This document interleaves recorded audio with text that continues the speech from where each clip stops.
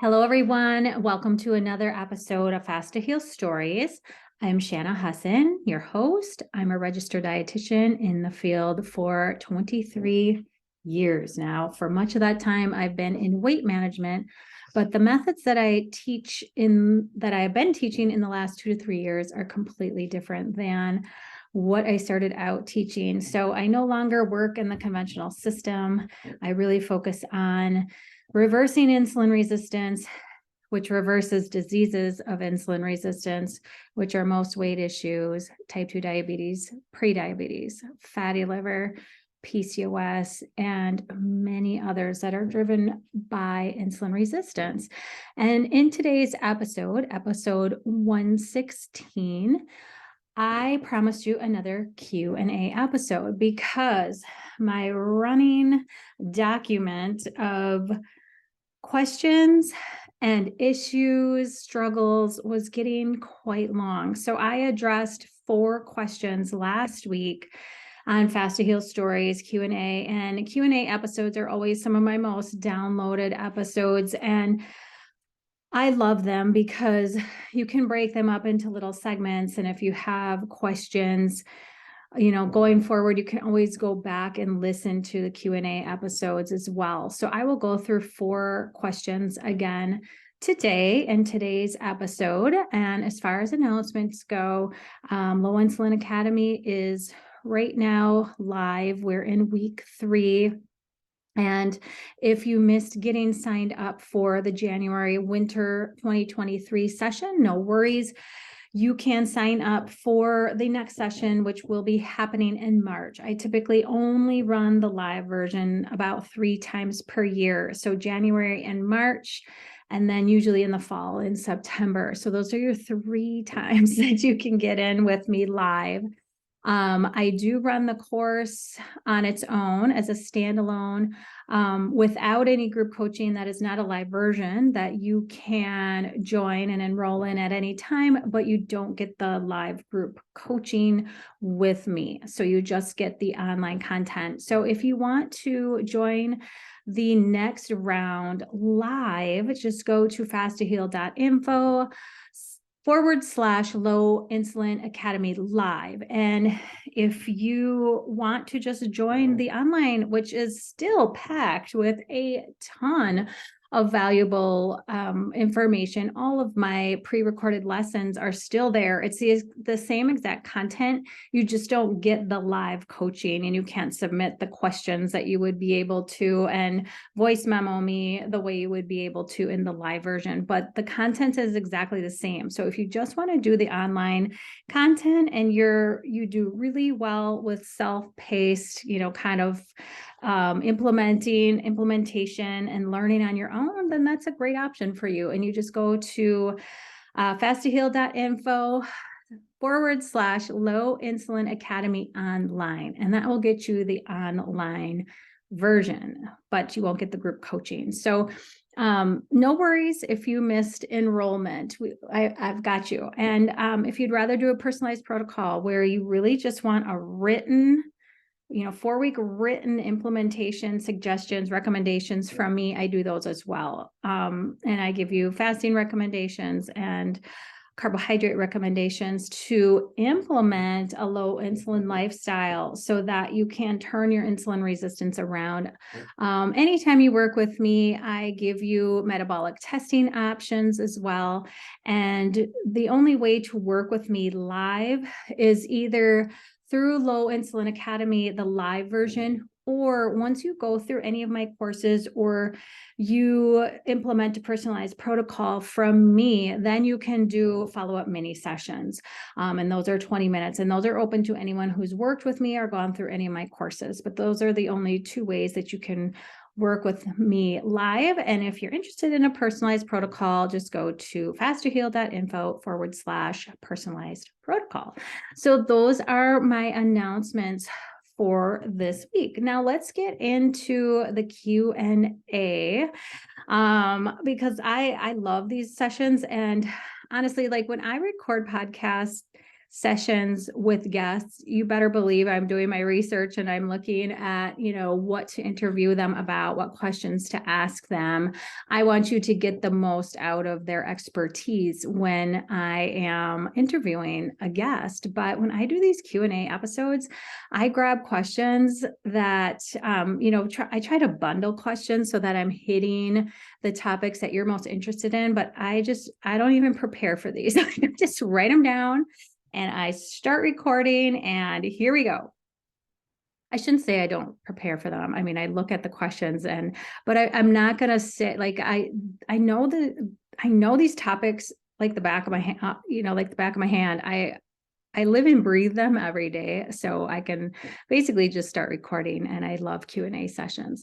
All right, so question number 1, how do you deal with hypoglycemia? So hypoglycemia is when your blood sugar is dropping too low and it's tanking, and you are getting symptoms of low blood sugar rather than hyperglycemia, which is high blood sugar. Hyperglycemia, too high blood sugar levels throughout the day, is basically prediabetes and type 2 diabetes. But oftentimes people deal with hypoglycemia, and that can be in conjunction with prediabetes and type 2 diabetes. So just because you have diabetes, prediabetes, fatty liver, hyperglycemia, where blood sugar is running high too often and a lot of times during the day, you can also at the same time be dealing with hypoglycemia, and your blood sugar is very dysregulated. So you're getting highs and lows, and you're getting symptoms of both.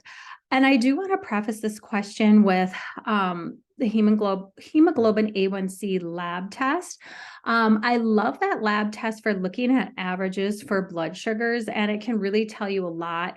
And it's what's used to diagnose prediabetes and type 2 diabetes on the spectrum. As far as the conventional system goes, anything under 5.4% with hemoglobin A1C is considered normal. Anything over 5.7 to 6.2. It depends on the practitioner. And a lot of the conventional system, actually, I need to back up, under 5.7 is typically considered normal in the conventional system. For blood sugar and hemoglobin A1C, I like to see it under 5.4. So they usually won't flag you as pre-diabetic until it's 5.7. 5.7 to 6.2 is typically in the conventional system considered pre-diabetic. And then over 6.2 as a hemoglobin A1C is considered type 2 diabetic or type 2 diabetes. So what I want to say about hemoglobin A1C is sometimes it can give you a false picture of what's actually going on with your blood sugar, because some people do have these highs and lows. So they're getting peaks of high blood sugar throughout much of the course of the day, but their blood sugar is so dysregulated and they're getting such big pushes of insulin that their blood sugar is then plummeting and going too low. And when you look at a hemoglobin A1C, it's the average. So you might see an average that looks kind of normal or maybe just a little bit elevated, but you are really having a lot of symptoms of blood sugar dysregulation because you're getting highs and lows, and that can be really problematic. So I like to look at the hemoglobin A1C, but just keep in mind that can be something that can be difficult when you're trying to interpret the A1C, because you might just be getting really low blood sugar throughout the course of the day, and that's kind of evening out and balancing out the highs, and then it looks like your blood sugar is normal when really it's very dysregulated because you're getting both highs and lows. So anyway, that's what I wanted to say about hemoglobin A1C. But back to hypoglycemia, this is problematic of your blood sugar going too low. And people can deal with this for years and years. And I know I used to deal with hypoglycemia, and I think it was because I would eat a lot of carbohydrate in the morning right away when I got up, for breakfast, and this was driving my blood sugar up. And then I would have a big rush of insulin, push of insulin, and then it would bottom out my blood sugar and I would get those symptoms. So symptoms of hypoglycemia are typically, they can vary from person to person, but typically they are like getting shaky, getting jittery, feeling like you have to eat right now or you're going to pass out kind of thing. Really low energy plunges. So feeling like you have to take a nap, getting blurry vision. What else? There are a lot of them. Getting a headache, sugar cravings, very intense carbohydrate cravings, having to eat every hour, 2 hours, even 3 hours because your blood sugar is bottoming out. Those are all symptoms, major symptoms of hypoglycemia. So blood sugar going too low. And for some people, this can just be a little bit irritating, like, oh, I have these hypoglycemia symptoms. That was me, where I would be like, oh, I'm really hungry and I need to have a snack. Whereas other people, it's so problematic that their day-to-day life is compromised. Like they don't feel like they can drive a car.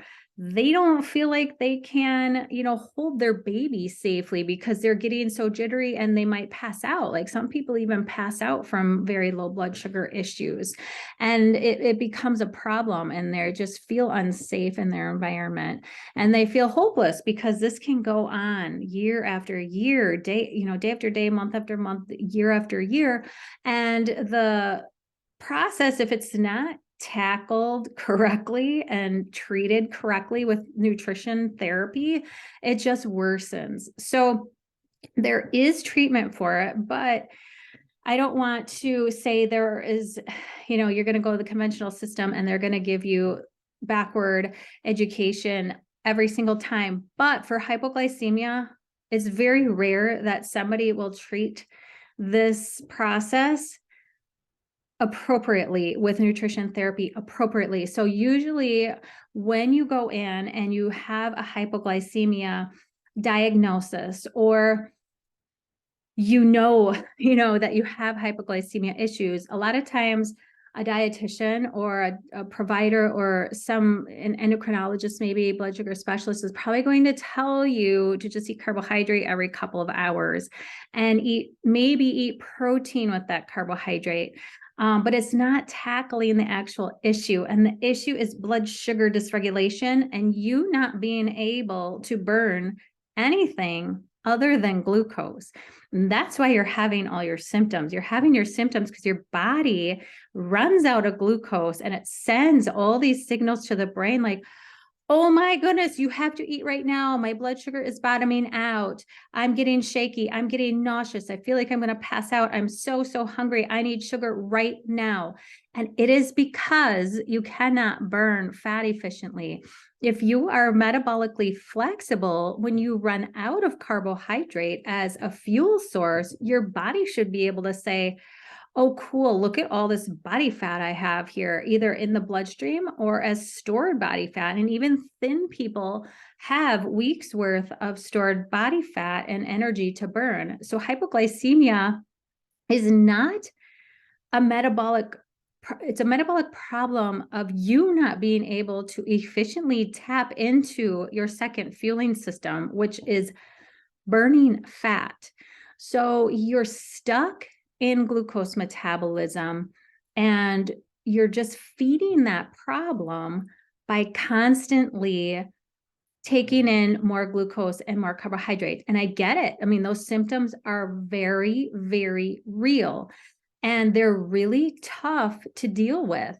But by you just continually feeding that cycle of having to eat carbohydrates, and then a lot of times that protein is used as a therapy accompanied by the carbohydrates so that you don't have as high of a blood sugar spike, but protein can also be converted to carbohydrate where fat can't. So you can convert protein to carbohydrate in a process called gluconeogenesis. And so even if the carbohydrates run out, you have the protein kind of as a backup. Your body doesn't really like to burn protein for fuel, but it will if it needs to.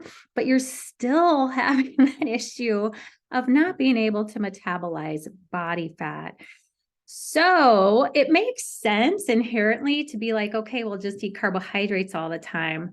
But then the problem that occurs is a lot of times then we get insulin resistance because we're eating carbohydrate all the time and we're driving our blood sugar up all the time. This creates a big push of insulin. Insulin levels become too high. And then not only are you hypoglycemic, you're hyperglycemic, and you have insulin resistance, you are on the path to developing prediabetes, type 2 diabetes, and lifelong blood sugar dysregulation. And my friends, this sounds terrible, but there is a fix for this. And the fix is to teach your body to burn body fat, or not even body fat, but fat metabolism, like to be able to transition into metabolic flexibility and be able to transition into burning body fat. Does this happen overnight? No.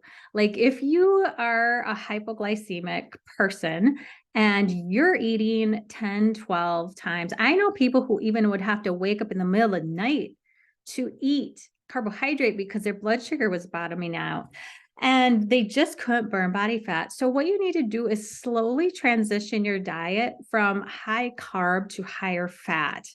And this transition probably is going to take at least a couple of weeks, if not a month or 6 weeks, somewhere in that time frame.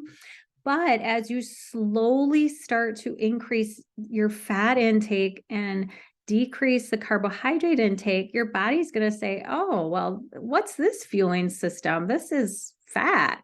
Like I'm not getting as many carbohydrates, but now I can learn to tap into burning fat. So the trick is, and people with hypoglycemia, it's almost impossible to implement intermittent fasting, right? Because you can't go more than a couple of hours without eating. And it's really hard to implement time restricted eating because you're eating constantly.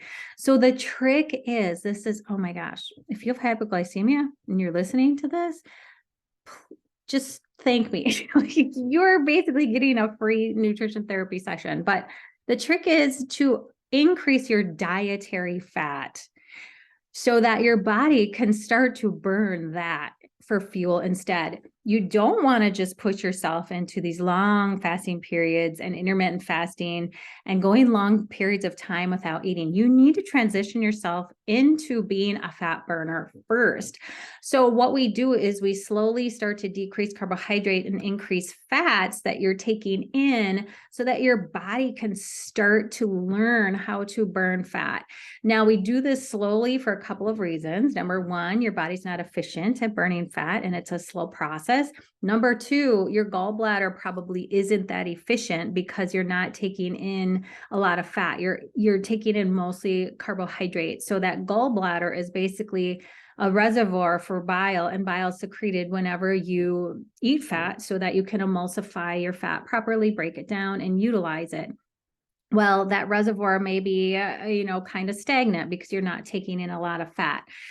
So slowly over time, you need to increase your fat, decrease your carbohydrate, and then get that gallbladder working again, and get that, get your body used to burning fat. And pretty soon you are going to see big changes. So carbohydrate is a very fast burning fuel. So you need to eat it every couple of hours in order to feel well, where fat is a slow, low burning, slow metabolic or energy source, not a metabolic source, energy source, where it's going to burn much slower so that you don't have to eat all the time. So hypoglycemia is basically just a problem of ineffective metabolism. You're stuck in carbohydrate metabolism and you have to teach your body how to burn fat. So that it's a slow transition from teaching your body to go from burning one energy source to another energy source. I do have a master class on this, 10 hacks to stabilizing blood sugar, or 10 hacks. Oh God, it's a long name. It's like 10 hacks to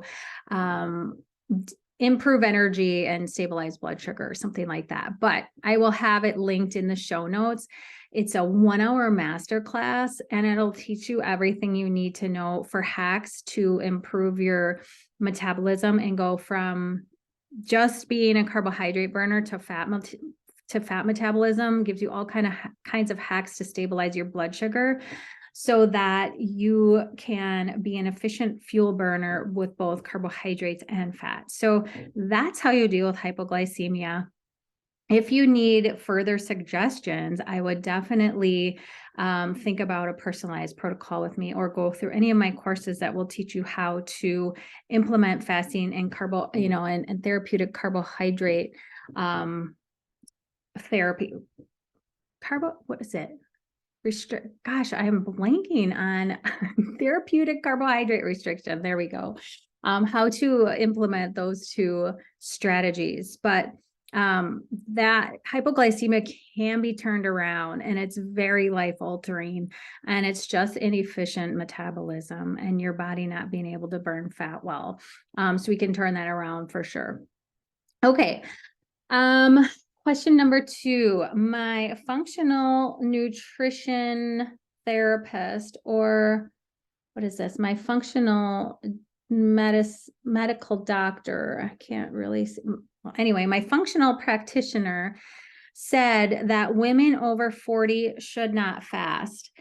Can you speak to this? Okay, this is one of those questions that really annoys me, because I don't know why it is all of a sudden women over 40 can't fast. I'm 47. I intermittent fast every single day, pretty much. There's a couple exceptions. I do long fasts every once in a while. I fast women in their 40s all the time.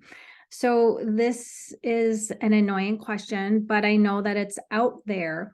And let me just say, if women over 40 couldn't fast, we probably would have died out as a species long ago. Like our bodies are made for times of feasting and times of fasting.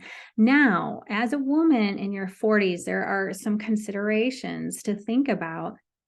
And we do have fluctuating hormones from day to day, unless you've gone through perimenopause. Sometimes people go through perimenopause before they're 40 or in their 40s. I think the average age is 51 to be through menopause as an American woman. But to generalize that women shouldn't fast over 40 is just not great information. So again, there are some nuances here. Are you perimenopausal? Are you menopausal?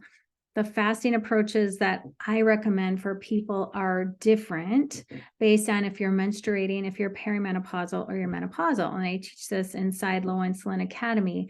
But if you're menopausal, meaning you've gone through menopause, your hormones don't fluctuate anymore. You're basically like a male. Like you don't, obviously you're not a male, but you know what I'm saying? Like the male's hormones, sex hormones don't fluctuate every day like cycling women's do. So it's actually easier to implement an intermittent fasting protocol once you've gone through menopause, because you just don't have those cycling hormones.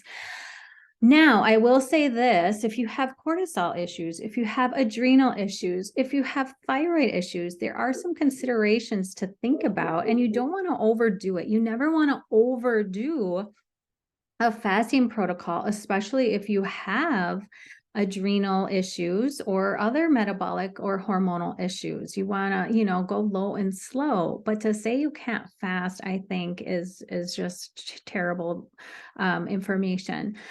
So when I work with people who are perimenopausal or still menstruating, there are a few nuances that I suggest when implementing an intermittent fasting protocol. And we look at your cycle and we figure out like those 5 days prior to menstruating. And we do some carb cycling where we up the carbs a little bit in those days prior to you starting your bleed, to support progesterone and to support thyroid production.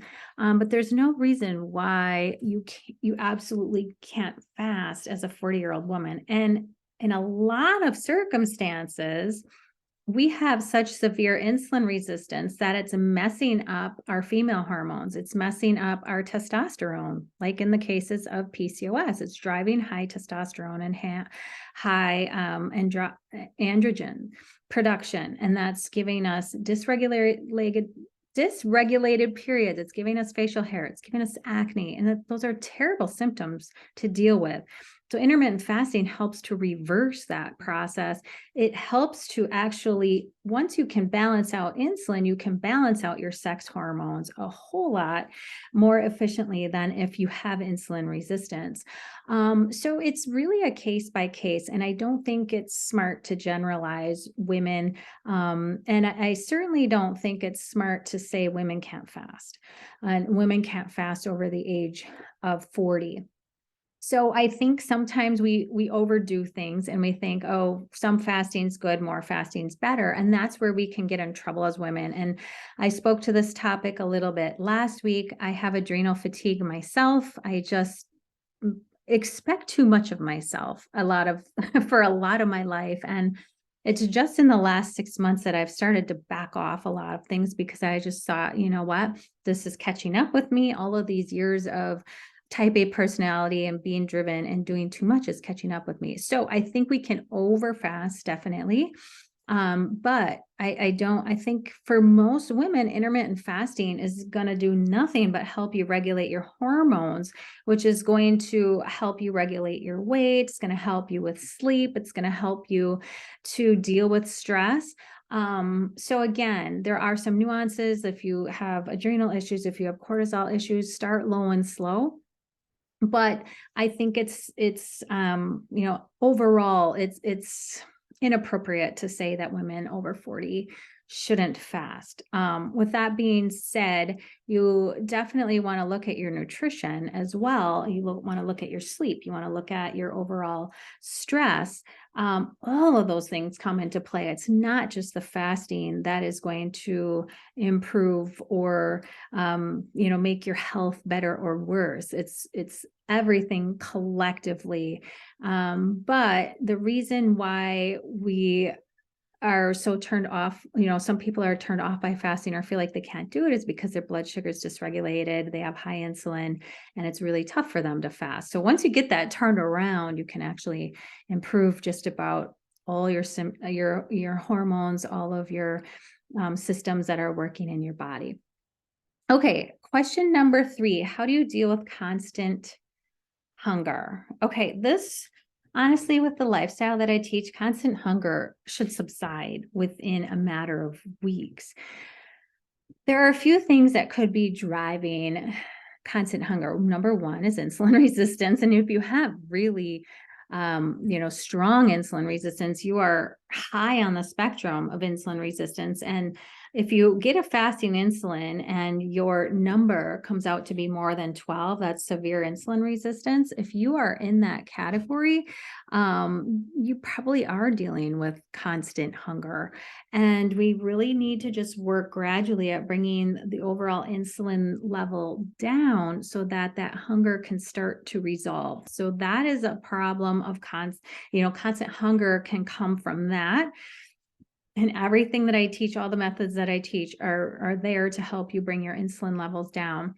Dealing with constant hunger, take a look at your carbohydrate intake. If I suggest under 100 for just about everybody, unless you're like an elite athlete or, you're super, super active. And even in those cases over 100, as long as you're taking in enough fat as an energy source, you shouldn't really need more than 100. But most of the clients that I work with, students, are very metabolically broken. So it's appropriate to say everybody, we should be under 100 grams of protein, or not protein, 100 grams of carbohydrate. And then just use those carbohydrates selectively, the high fiber sources that are real carbohydrates, and get rid of the packaged ultra processed foods that drive insulin resistance and high levels of insulin and blood sugar spikes. But bringing down insulin is number one to dealing with constant hunger. And then looking at your protein intake. If you are not getting sufficient protein intake, you're going to be hungry a lot. Your body senses nutrients and macronutrients. It senses protein intake and dietary fats and fatty acids. And if you're getting enough of those, you won't have cravings. If you're eating more carbohydrate, that's an energy source per se, but it doesn't provide building blocks for your body. So it's not going to turn off those nutrient sensors like protein and fat does. So you need to absolutely get adequate protein from day to day. So I suggest somewhere between 100 and 120 grams for most women, 120 to 150 grams per day for most men, give or take. Those I would need to work with you, individually to give you more specifics, but that's in general what I suggest. Not getting enough protein is another reason why you're constantly hungry. Looking at electrolytes and water balance. If you're dehydrated constantly, your body's going to have cravings. So making sure you're adding electrolytes. I talked about this last week on the podcast as well. Other reasons for constant hunger. What else? What am I missing? Okay. Getting enough protein, decreasing carbohydrate, decreasing insulin, getting enough electrolytes, and then just eating. Sometimes people think they have to fast until late in the day, but getting enough nourishment earlier in the day when you're more insulin sensitive and you're uptaking glucose and metabolizing overall better, you're more sensitive to insulin earlier in the day, you're going to uptake that energy better. Just getting enough nourishment earlier in the day and then, cutting your window off earlier and fasting through dinner, or, having a very early dinner, that can be very helpful to dealing with constant hunger as well.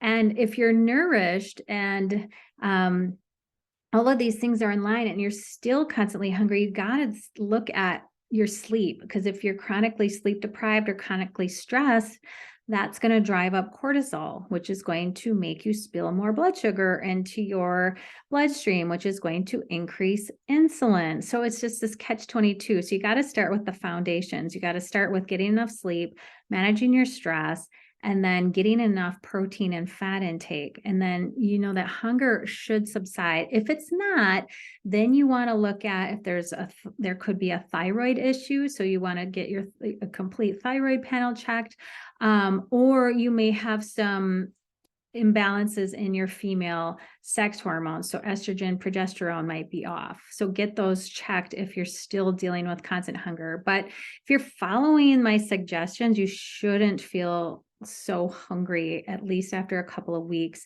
The last suggestion that I would have if you're dealing with constant hunger is to do several, like 2, 3, 4, maybe even 5 days of fat fasting, where you're taking in primarily fat sources only, and you're taking away carbohydrate sources for a time so that your body's forced to burn body fat, insulin level comes down, and those hunger and cravings go away. I don't recommend fat fasting long-term, but as a short-term way to negate cravings and hunger, it can work phenomenally well. So doing a fat fast for 2, 3, 4, maybe 5 days, getting that hunger under control can be very, very helpful. So that's how I would deal with constant hunger. And then question number 4, what is the best time to fast, and will fat break a fast? So kind of 2 questions in one.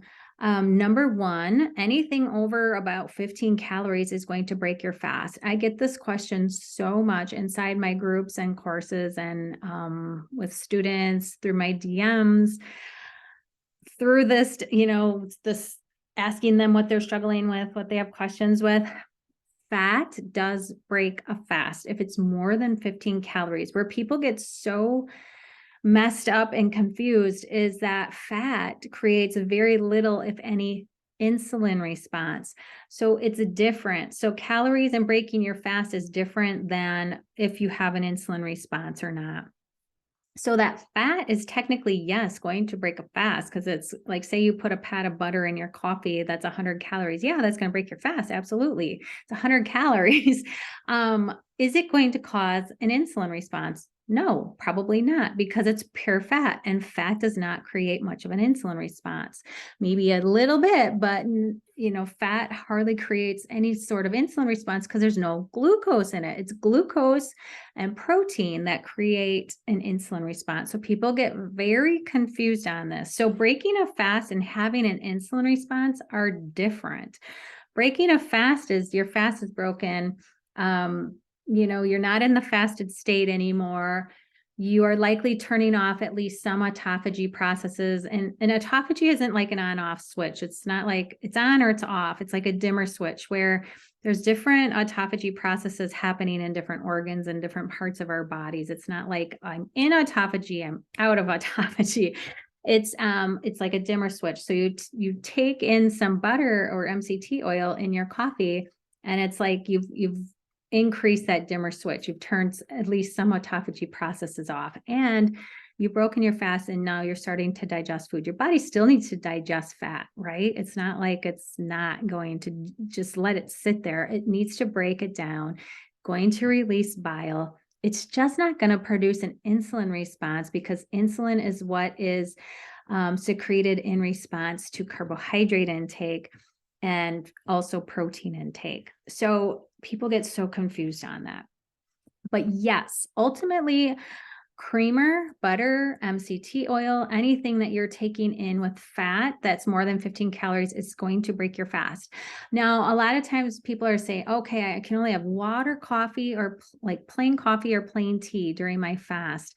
What else can I do? And it's like, if you want to put some fat in your coffee, I'm not saying you absolutely can't do that, but you will break your fast, and you can use it kind of like a training wheel, where if that helps you to fast longer, great, use that for a while, or put a little bit in there. I'm not here to tell you you can't ever put some fat in your coffee. I also think bone broth can work really well with fasting, and especially those new to fasting, to help you get through your fast. It's giving you a lot of nutrition. Maybe calorically, if you take in a lot, it might break your fast a little bit, but again, it's kind of like a dimmer switch. And if drinking bone broth during your fast lets you go 4 to 6 more hours of fasting, by all means, I think it's a great, nutrient or drink to utilize during the fast, at least at the beginning when you're new to fasting. Now, the best time to break a fast, there is no clear-cut answer for this. It's a very gray, and it's a very individual. Best time to break a fast for me personally, I've been an intermittent faster for 4 years, 4.5, 5 years, almost going on 5 years. And I have learned that a mid to late morning, breaking my fast at that time for me tends to work the best. I used to wait until later in the day, and that worked too. But I find with my schedule, my body, my circadian rhythm, I am up early. I am awake before 6 pretty much every single day, more like 5:30. That's just my personal circadian rhythm. I am junk by 9:30 at night. And I am, if I'm left to my own devices, I am in bed reading by 8:30, 9 o'clock, and sleeping by 9:30. If there's nothing, nothing out of the ordinary going on, and I'm just kind of in my regular routine. That's how I operate well. That's a natural, normal circadian rhythm for me. So it doesn't make sense for me to eat a lot, like the biggest meal, and take in a lot of calories at 6 o'clock at night. It just doesn't make sense for me. I'm busy and active during the day. So I like to break my fast somewhere between 10 and noon most days. That works well for me. But the next person, I look at I shouldn't say teenagers, because that's not where I want to implement intermittent fasting, but people who sleep until 9 or 10, maybe they're working second shift, or they're working some shift work. You're not going to get up and eat right away when you get up. Maybe eating at 2 o'clock, 3 o'clock in the afternoon makes more sense for you. Because if you look at me getting up at 5 o'clock, 5:30, and I'm eating at 10:30, 11:30, I've been up and going for 5 or 6 hours already. Where that person getting up at 9 o'clock, 2, 3 in the afternoon, that's they're getting up and going and being up for 5 or 6 hours. So I don't want you to take this information and like, okay, I have to wait 5 hours after I get up. Like, that's not what I'm saying either. But I want you to understand that there's no cut and dried answer. Like, break your fast at 10 o'clock every single morning. Like, that advice doesn't work. So look at your personal lifestyle and adjust it accordingly. Took me a long time to figure out eating late morning, very early afternoon works best for me. It works better than me pushing my fast back because it doesn't make sense for my lifestyle.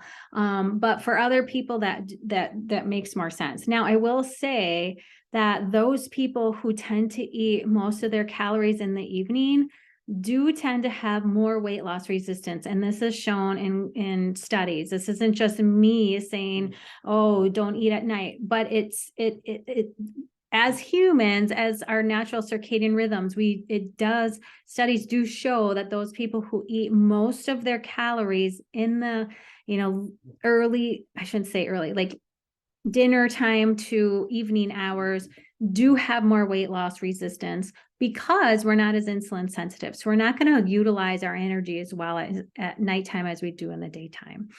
So there is that. So there's no perfect time to break your fast. It's just you kind of playing around with it. When do you feel best? And I will say, varying that at least part of the time. Like, I was recently traveling and there were days where we were hiking all morning and our hike took longer than we thought. We thought we'd be hiking for 1 hour and all of a sudden it was 3 hours. And we're like, holy crap, this is a lot longer hike than I thought it would be. And we didn't have snacks or anything because we didn't know we'd be hiking so long. And I was totally fine. It's like I got hungry a couple times, but my energy level was completely fine because my body's used to going between carbohydrate burning and fat burning. So varying that fasting schedule can be very helpful. Not fasting the exact same time every single day. Your body does start to expect food at the same time every day if you do that. And then just, looking at your personal lifestyle, what works best for you, what you feel best with. And then I would say this too, like, don't be afraid to push yourself into periods of longer fasting every once in a while. Not all the time, but every once in a while, especially if you're dealing with prediabetes and type 2 diabetes, because those longer fasts every once in a while, so I'm talking 24, 36, 42 hours of fasting, maybe once a week, maybe twice a week. Those are the therapeutic ranges of fasting. That is where you really start to lower insulin and burn out stored body fat, stored blood sugar, stored sugar in the body, because insulin levels really start to become low at around 20 hours. So if you go past that mark a couple of times a week, you can really start to reverse your insulin resistance. So those are the 4 questions that I had for this week. I hope you learned a lot on these Q&A episodes. If you have questions that have not been addressed on Fast to Heal Stories, or you're just wondering about something and really want your question answered, please submit it to my assistant, Keely. And you can email her at support@fasttoheal.info. And we keep, like I said, we keep a document of running questions that are submitted, struggles that you're dealing with, and we address those on Q&A, or I address those, I should say. She keeps a document for me. I address your questions, your Q&A on Fast to Heal Stories. So I hope you learned a lot. Bring your questions in if you have them to support@fasttoheal.info. I'll see you back next week for another episode. Bye for now.